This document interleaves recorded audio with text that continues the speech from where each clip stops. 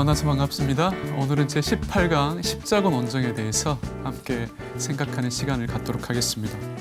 먼저 저희가 십자군 원정의 배경에 대해서 함께 고민해 보겠습니다.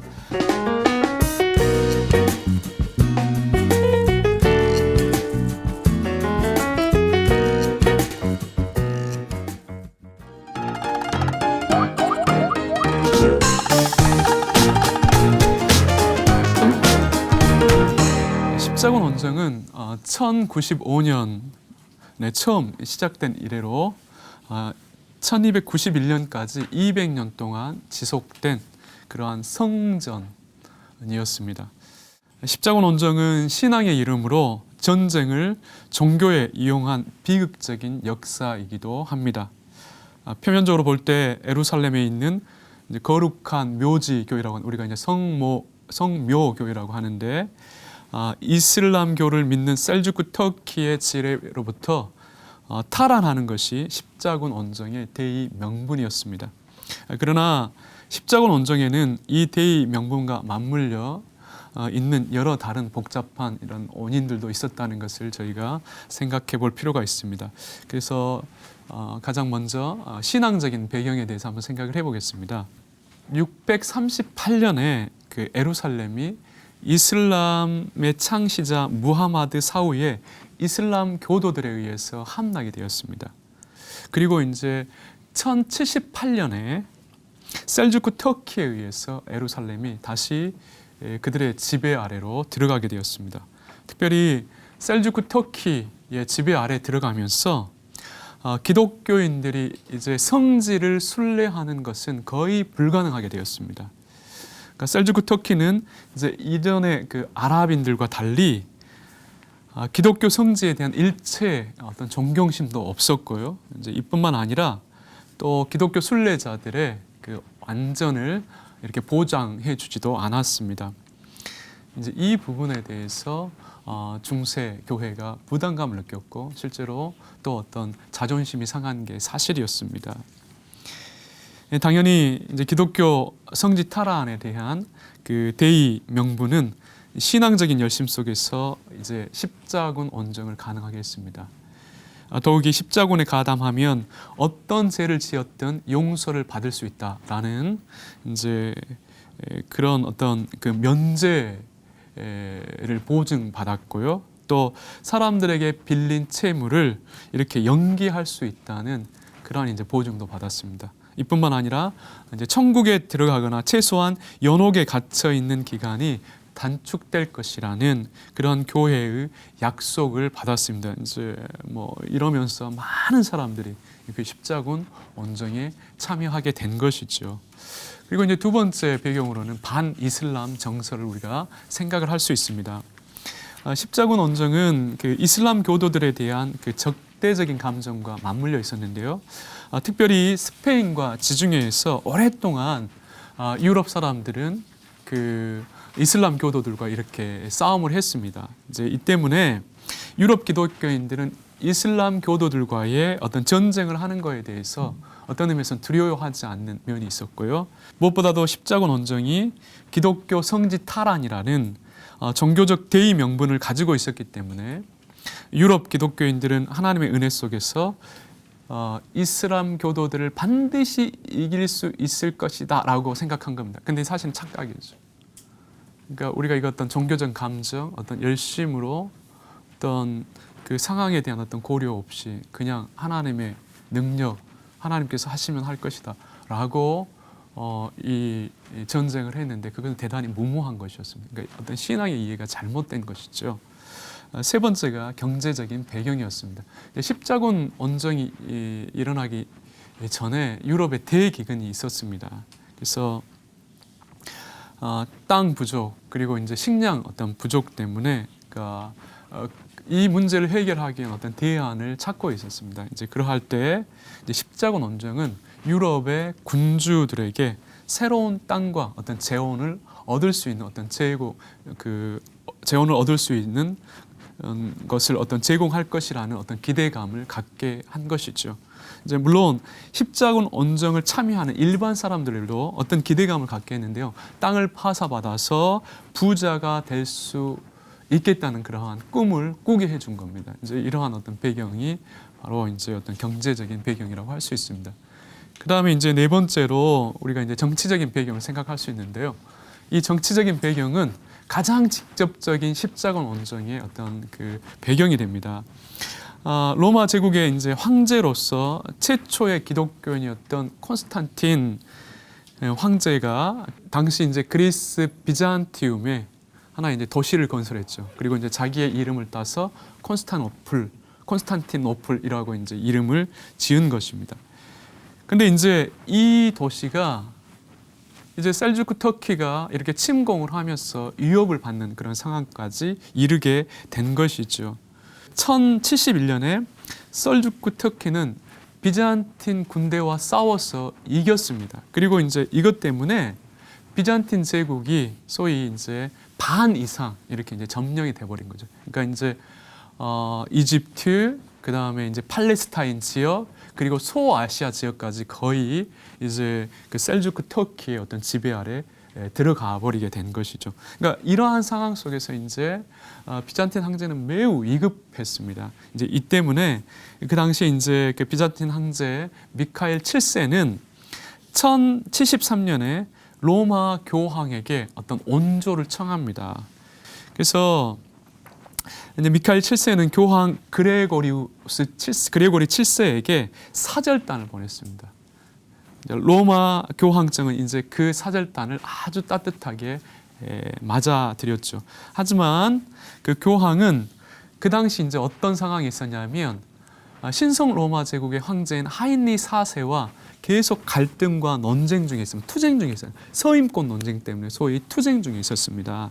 그래서 이제 비잔틴 황제의 요구를 실질적으로 들어주는 것이 쉽지 않은 그런 상황이었죠. 그레고리 7세는 1074년에 콘스탄티노플에 그 군사들을 보내기 위해서 한 5만 명을 소집을 했다가 결국 파병은 하지는 못합니다. 그리고 이제 그 약속이 결국 무산된 것이죠. 이제 시간의 흐름 속에서 셀주크 터키는 비잔틴 제국에 더 깊숙이 이렇게 이제 잠식해 들어왔습니다. 그래서 터키 군대는 1092년에 소아시아 니케아 지역까지 점령을 하고 이제 바다 건너에 있는 콘스탄티노플을 함락시키기 위한 기회만 엿보고 있었습니다. 그러니까 지도를 조금 보면요, 우리가 이제 그 예루살렘이고 여기가 이제 소아시아 지역이죠. 소아시아. 여기가 그 다음에 이제 콘스탄티노플이 있는 겁니다. 그러니까 지금 셀주크 터키가 이제 거의 여기까지 진격을 한 것이죠. 그러니까 이제 이 바다만 건너면 지금 이제 콘스탄티노플을 이렇게 이제 함락시킬 수 있는 그러한 상황까지 처해지게 된 것입니다. 그래서 이제 비잔틴 제국은 더 이상 자신들의 힘으로 이제 이 셀주크 터키를 막을 수 없다 이렇게 생각을 한 겁니다. 그래서 다시 이제 그 당시 이제 황제가 알렉시오스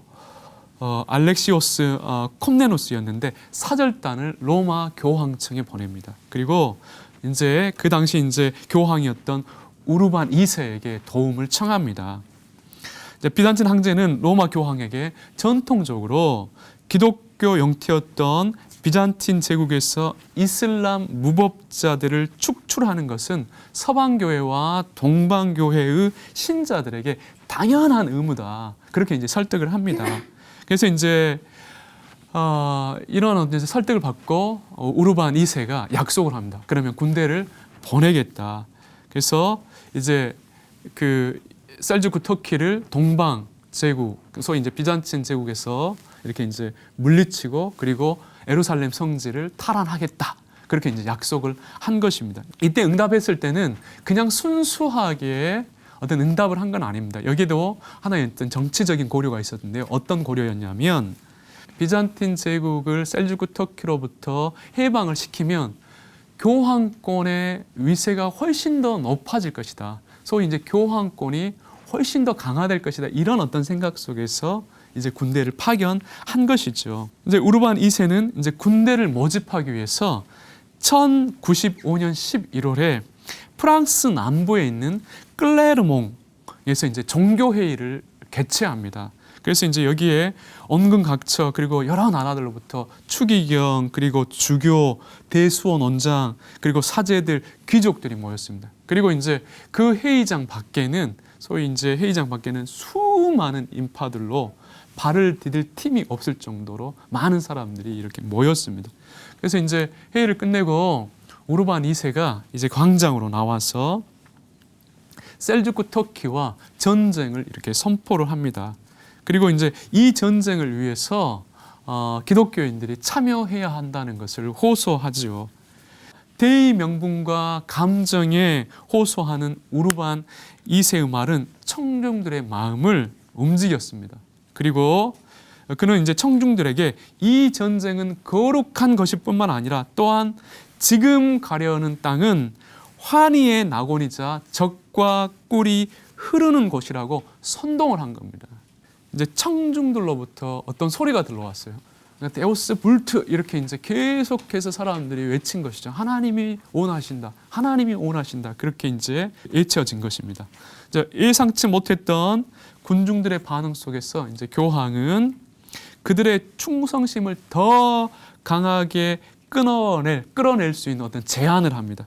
소위 이제 거기에 더 이제 좋은 미끼를 던진 것이죠. 그래서 교황은 이제 군중들을 향해서 전쟁을 참여하는 자들에게는 죄를 면해주겠다. 소위 이제 죄가 면제되는 그러한 특권을 부여하겠다. 그렇게 이야기한 것입니다. 그리고 이제 이 신성한 전쟁에 참여하는 사람들은 이제 예투나 사제복에 십자가 표시를 붙여달라고 요구를 했습니다. 그러니까 이제 그 자리에서 사람들이 옷을 찢어서 이제 그 예투에 십자가 표시를 했습니다. 그래서 또 이제 맨살에 어떤 십자가 낙인을 찍기도 했고요. 그리고 이제 얼마의 시간이 흐르지 않아서 유럽 도처에서 수천 명의 사람들이 이제 자신의 옷에 어떤 십자가 표시를 했습니다.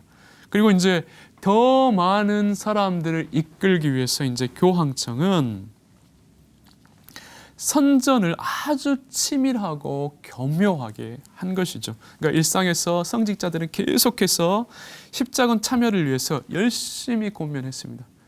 그리고 여기에 이제 덧붙여서 이슬람 교도들의 가증스러운 어떤 소행들을 기록한 어떤 문서들 혹은 이제 이런 우리가 플랜카드라든가 이런 어떤 이제 홍보지 전단지들을 만들어 가지고 계속해서 사람들에게 이제 나누어지고 그걸 통해서 설득을 했습니다.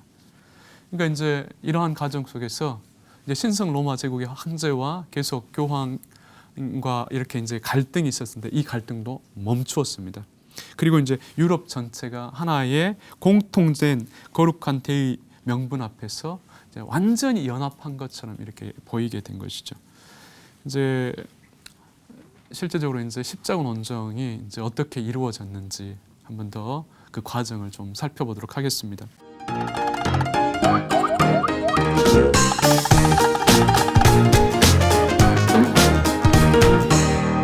수차례의 어떤 십자군 원정이 있었습니다. 이제 크고 작은. 그런데 이제 우리가 대규모 십자군 원정은 대략 한 7번 정도 있었던 것으로 우리가 생각을 하고 있습니다. 그래서 이제 1차 십자군 원정이 1096년에 이루어졌습니다. 이제 이때 1차 십자군 원정이 이제 출발을 한 것이죠.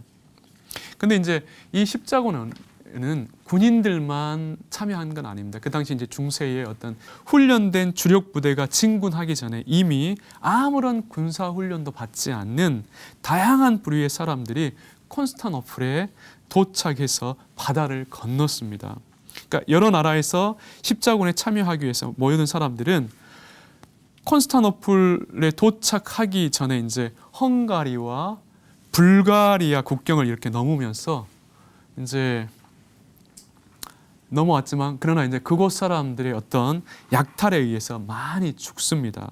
그리고 이제 시민 원정군들은 콘스탄노플에 도착했을 때 그들은 이제 정규 군대가 올 때까지 기다리라 이렇게 이제 주위에서 그리고 이제 요청했음에도 불구하고 이제 자기들의 어떤 신앙적인 열강 속에서 1096년 8월에 그냥 이제 보스포러스 해협을 단독으로 넘어갑니다.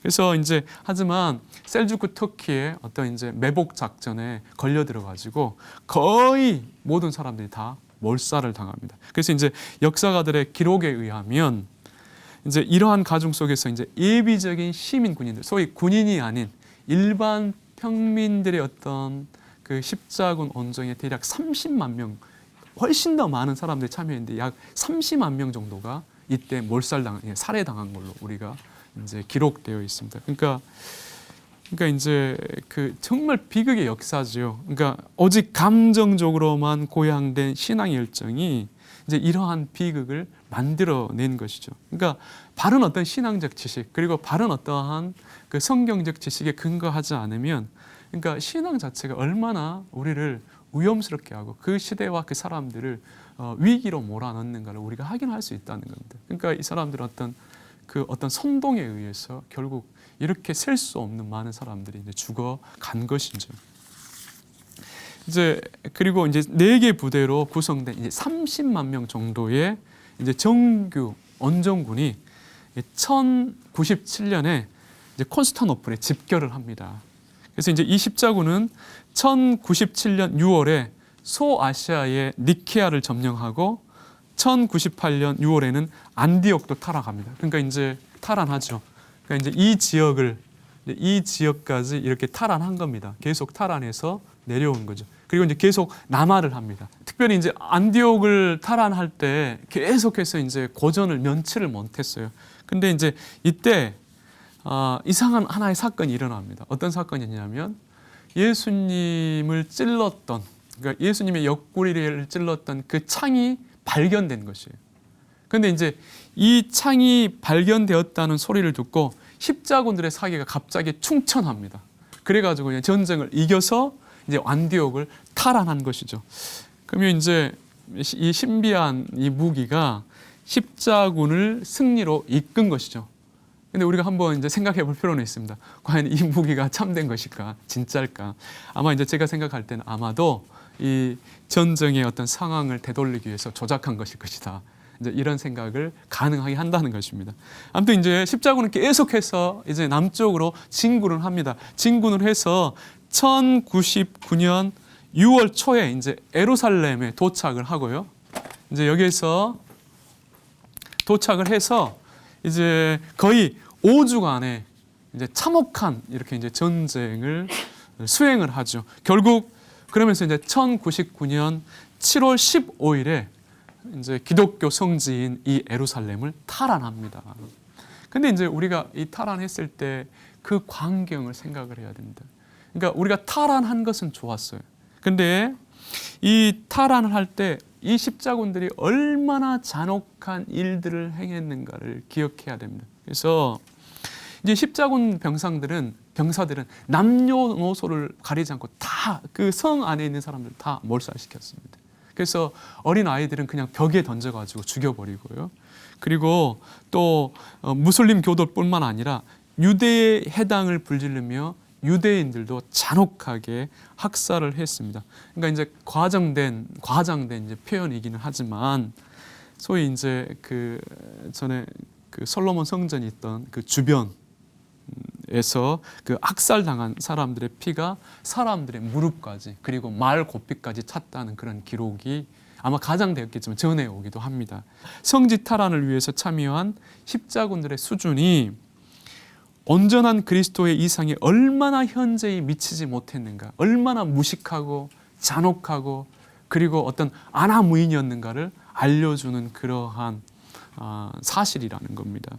그래서 이제 무엇보다도 이렇게 이제 그리스도의 이름으로 이제 자행된 이 잔혹한 학살 이래로 이제 유대인들과 이교도들은 지금까지도 이제 기독교인들을 미워하게 된 것입니다. 이게 이제 기독교인들을 가장 미워하게 된 원인 중에 하나죠. 아무튼 이제 제1차 십자군 원정은 표면적으로 보기에는 성공한 것처럼 보였습니다.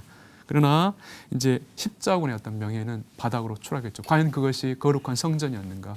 정말 하나님이 원하시는 그러한 뜻이었는가? 이런 부분에 대해서 심각한 회의를 갖게 한 것입니다. 예루살렘이 점령이 되고 이제 그곳에 그러니까 이제 라틴 왕국이 세워졌습니다. 그러나 이제 결국 1187년에 다시 예루살렘은 이제 이슬람 교도들의 수종으로 완전히 이제 들어가게 됩니다. 그러면 이제 2차 십자군 원정을 우리가 조금 생각을 해보도록 하겠습니다. 1144년에 이제 소아시아의 에데사가 다시 셀주크 터키에 이제 점령되었다는 소식이 들려왔습니다. 그래서 이제 이 때문에 이제 2차 십자군 원정이 계획이 됩니다. 그리고 이제 1147년에 이제 이 십자군 원정이 감행이 되죠. 이 원정에는 프랑스 왕인 루이 7세와 그리고 독일 황제인 콘라트 3세가 참가를 했습니다. 두 사람은 별로 가고 싶은 마음은 없었어요. 근데 이제 그 당시 살아있는 성자라고 했던 그 버나드에 의해서 설득이 된 것입니다. 근데 이제 2차 십자군 원정은 성공을 하지를 못했습니다. 20만 명의 대군들이 출정했지만 터키인들에게 계속 참패를 당한 끝에 거의 1년 정도 경과한 후에 1148년에 모두 철수를 해버립니다. 그리고 이제 이 시기에 이제 로마 교황청에서는 이제 어떤 일이 벌어지냐면 십자군 원정의 재원을 마련하기 위해서 면죄부를 판매하기 시작합니다. 그래서 이제 여러분들 이제 면죄부라는 것은 죄가 용서되었다는 표시로 하나의 증서를 만들어주는 것이죠. 그렇죠? 이제 처음에는 십자군에 가담한 사람들이 고인이 된 가족이나 친구들을 위해서 이제 면죄부를 사들였어요. 근데 이제 시간이 좀 더 흐른 후에는 이제 돈만 지불하면 십자군에 참가할 의무도 면제받게 되었습니다. 그리고 십자군 원정에 의무적으로 참가해야 하는 사람이 원치 않으면 돈으로 사람을 사서 대신 보내거나 또 교회에 일정한 돈을 바치면 사제가 그 전쟁을 대신해서 해줄 사람을 찾아줬습니다. 그러니까 이제 결국 이러한 사실은 이제 유럽 사람들의 어떤 십자군 원정에 대한 태도가 완전히 1차와는 달라졌다는 것. 1차와는 완전히 변화되었다는 것을 우리에게 말해주고 있는 것이죠. 그리고 이제 3차 십자군 원정이 1189년에 이루어지는데요. 2년 전에 어떤 일이 있었냐면 그 사라센 왕국의 살라딘이 이제 예루살렘을 다시 함락시킵니다. 근데 이제 90년 전 십자군에 입성했을 때와 그들의 모습은 완전히 달랐습니다. 그러니까 지금 90년 전에 십자군이 이렇게 이제 입성했을 때는 그 안에 있는 사람들을 다 확살시키고 몰살시켰잖아요. 근데 이제 이 사라센 왕국의 살라딘이 이 예루살렘을 점령해가지고 들어갔을 때는 간용을 베풀었습니다. 그래서 얼마의 돈을 바치는 조건으로 예루살렘 시민들이 다 안전하게 그 성을 빠져나올 수 있도록 이렇게 조치를 취해 준 것이죠. 그러니까 이제 이러한 상황 속에서 1189년에 예루살렘의 재탈환을 위해서 신성 로마 제국의 황제, 프랑스 왕, 영국 왕이 십자군 원정에 참여를 합니다. 그러나 이제 아무런 성과를 이루지 못하고 다시 돌아오게 되죠. 그러니까 이제 3차 십자군 원정의 어떤 패배 원인은 실제로 사라센 군인들의 어떤 용맹함 그것도 아니었어요. 그리고 또 살라딘의 어떤 탁월한 역량도 아니었고 어떤 의미에서는 십자군 부대의 의지 결여였습니다. 그러니까 별로 싸울 마음이 없었다는 것입니다. 이제 아마 학자들이 평가할 때는 이제 이런 의지 결여가 제3차 십자군 원정을 실패하게 했을 것이다 이렇게 생각을 하는 것입니다. 그리고 이제 이 원정을 끝으로 수십만에 이르는 어떤 거대한 병력이 십자군에 참여하는 그러한 일은 더 이상 발생하지는 않았습니다. 그리고 이제 여러분들 혹시 그 영화에서 Kingdom of Heaven이라는 영화를 보셨습니까? 그 3차 십자군 원정의 배경이 되는 그러한 이제 그 배경의 내용입니다. 그래서 한번 자세히 보면 이 십자군 운동을 더 생생하게 이해할 수 있으리라 그렇게 생각을 합니다. 그리고 이제 4차 제10자군 원정을 한번 생각을 해보겠습니다. 3차 십자군 원정 이후에 십자군 원정의 그 대의 명분을 거의 상실을 했습니다. 그래서 중세 시대에 강력한 그 권력을 가졌던 교황 이노센트 3세에 의해서 1200년에 제4차 십자군 원정이 개혁되었습니다. 근데 이제 이 십자군 원정은 예루살렘의 어떤 침공이 목적이 아니라 오히려 살라딘의 어떤 본부가 있는 이집트를 침공하는 것을 목표로 삼았습니다. 근데 이때 이제 이렇게 목표를 삼고 이제 어디에서 출발하기로 원했냐면 이제 이탈리아의 베네치아에서, 여기가 이제 베네치아죠.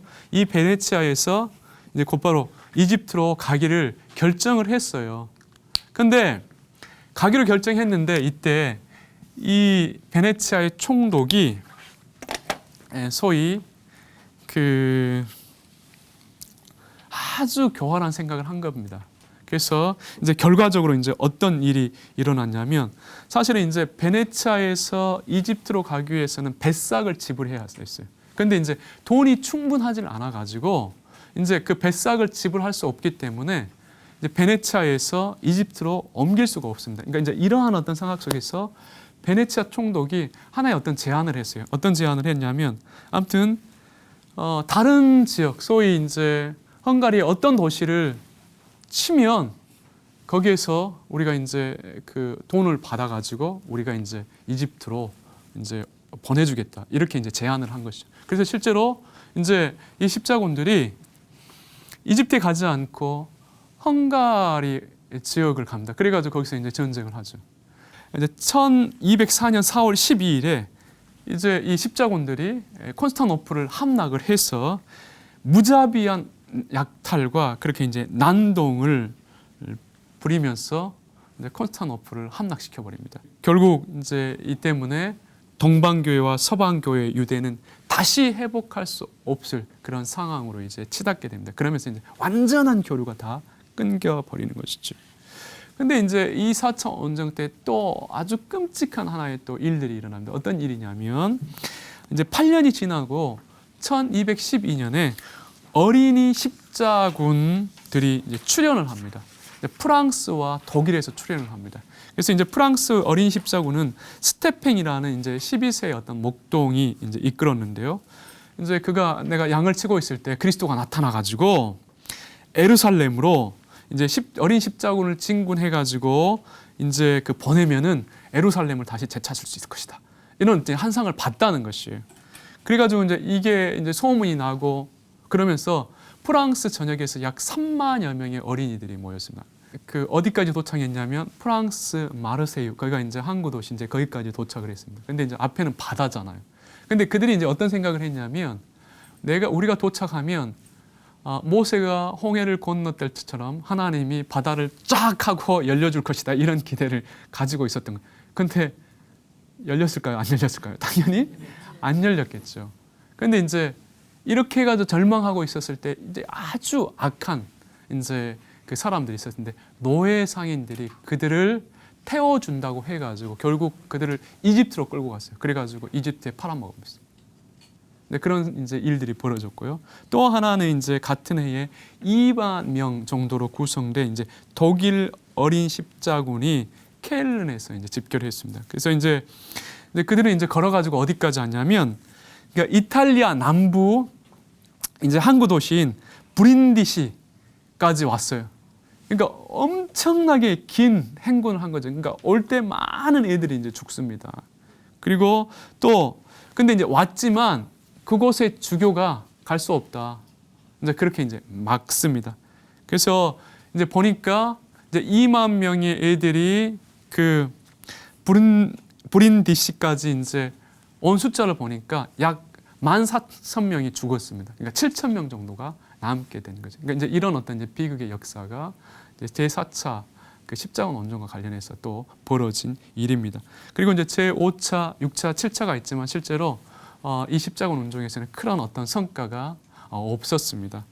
이제 결국 1291년에 이슬람 교도들은 팔레스타인의 마지막 기독교인들의 어떤 정령지였던 아크레를 이제 자기네 땅으로 만듭니다.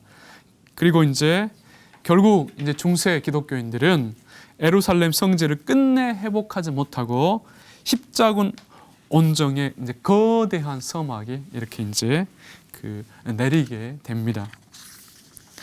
이제 그 이후로부터 이제 팔레스타인 지역은 1차 세계 대전까지 이제 계속 어떤 이제 이슬람 교도들의 어떤 이제 수중 아래 이제 들어 있게 된 것이죠. 이제 그러면 이제 우리가 이제는 십자군 그 운동의 결과를 좀 짧게 생각을 해보도록 하겠습니다. 11세기 말부터 13세기 말까지 유럽 사람들은 그 십자군 원정의 마음을 빼앗겼습니다. 그러니까 하지만 아무런 성과 없이 끝난 십자군 원정은 아픔, 환멸 그리고 혼란만 남겼죠. 무엇보다도 다음과 같은 큰 후유증들을 남겼습니다. 먼저 이제 십자군 원정 때 벌어진 도덕적 해이가 유럽 사회에 이식되었습니다. 그러니까 지상의 예루살렘을 정복하는 데만 열중한 나머지 하늘의 도성을 망각한 채 살았던 악한 습성을 유럽 안으로 들어온 것이죠. 즉 윤리적인 방종과 세속화를 유럽 사회에 뿌리 내리게 한 것에 한 일조를 한 것입니다. 그리고 동방교회와 서방교회의 어떤 관계를 완전히 단절시켰습니다. 그리고 이제 기독교인들의 야만성과 잔혹함으로 인하여 유대인들과 무슬림들의 기독교 증오가 극에 달하게 되었다는 것입니다. 그래서 제1차 십자군 원정 때 유대인 학살이라는 게 이제 반유대주의의 효시가 됩니다. 그리고 이제 특별히 오늘날까지도 대립되고 있는 기독교 세계와 이슬람 세계의 심각한 갈등은 이 십자군 원정에 뿌리를 두고 있다는 것이죠. 이제 마지막으로 십자군 운동은 로마 카톨릭 교회의 면죄부를 급속하게 발전시켰습니다. 로마 카톨릭 교회의 심각한 타락을 가져오는 한 원인을 만들어낸 것이죠. 그러나 이제 다른 측면에서 십자군 원정은 유럽 사회에 긍정적인 측면도 있었습니다. 예를 들어서 이제 전체 유럽 사회가 기독교의 일치된 목적 아래 단합되면서 이제 이슬람교가 한동안 서유럽으로 더 이상 팽창되지 않도록 하는 것에 어떤 경각심을 일깨워 줬다는 것이죠. 또 십자군 원정을 통하여 귀족들이 이제 많은 재산을 잃었습니다. 이제 그러면서 이제 민족주의와 소위 중산층, 소위 시민 계급이 성장하는 데 크게 일조를 했습니다. 그리고 해운과 상업의 발달을 증진시켰는데요. 동방 지역에 새로운 무역 활동 무대를 제공함으로써 유럽의 번영에 기여를 했습니다. 이제 마지막으로 그 동방 문화가 이제 유럽에 소개되면서 유럽 사람들의 지성과 세계관에 대한 지평을 넓혀줬습니다. 즉 이제 십자군 원정으로 서방 사람들과 동방 사람들 사이에 깊은 이해와 이제 교류의 기회를 제공한 것이죠. 정리를 하겠습니다. 우리가 이제 십자군 원정과 관련하여서 결코 잊지 않아야 할 것은 기독교의 본질인 사랑을 버리고 전쟁을 신성한 것으로 만들려고 했다는 점이죠. 이 잘못된 애곡 속에서 십자군 원정은 근본적으로 서방 기독교인들, 동방 기독교인들, 유대인들, 이슬람 사람 모두를 역사 속에서 지울 수 없는 비극과 상처를 만들어냈다는 사실입니다. 십자군 원정을 위해서 이제 교회가 한 역할과 관련하여서 교황이 신앙의 이름으로 사람들에게 헛된 욕망을 불러일으켜졌을 때 얼마나 큰 대가를 치루어야 하는가를 우리가 이제 이 십자군 원정을 통해서 확인할 수 있는 것이죠. 이제 이 때문에 교회 지도자들이 바르지 않으면 모든 신자들과 그 시대가 큰 고통 속에 처해질 수 있다는 경각심을 우리가 가져야 합니다. 오늘 이것으로서 십자군 원정에 대한